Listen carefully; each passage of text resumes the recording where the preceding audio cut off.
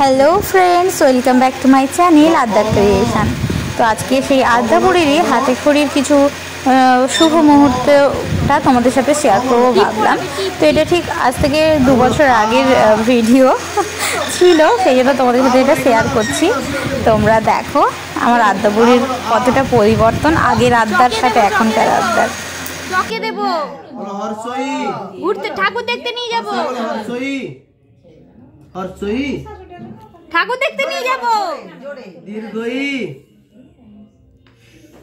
আবার বলো ও মা বদমাস বলে দাও তিন্নি বলো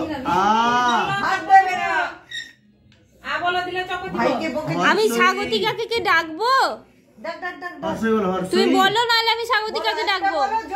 দীর্ঘই আবার বলো ও আ আ হর্ষই হর্ষই দীর্ঘই দীর্ঘই। সেটা একবার বলেছে আর বলবে কেন? তোমরা বলবে কেন ডবল থাকে?